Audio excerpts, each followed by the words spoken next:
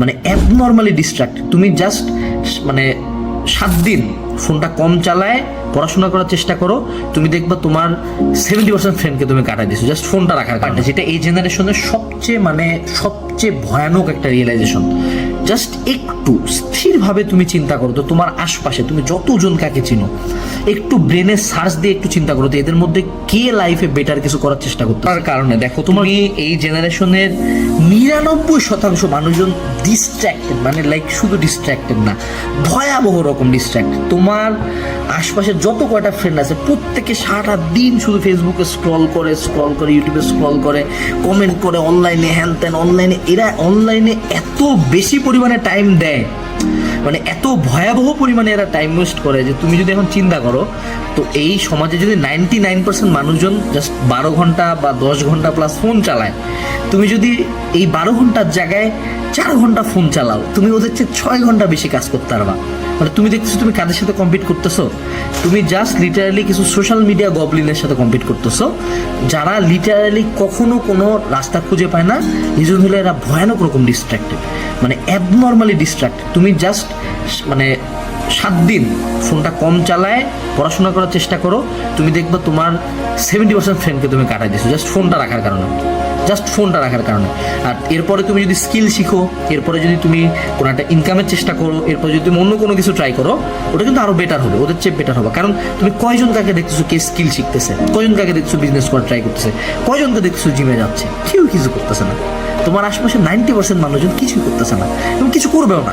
তুমি যত মোটিভেশন দাও, এই যে এখন তো চলতেছে sigma music, phonk music, motivational speaker Iman Gazi, Andrew Tate, তাও কেউ কিছু করতেছে?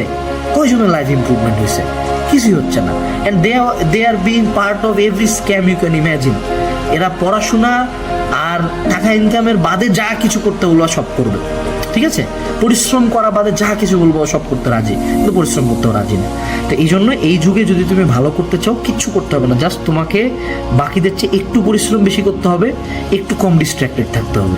আর তুমি যদি বাকিদের চেয়ে অনেক বেশি পরিশ্রম করো এবং সকল ডিস্ট্রাকশন অফ করে দিতে পারো, তোমার লাইফে সাকসেস ইনএভিটেবল।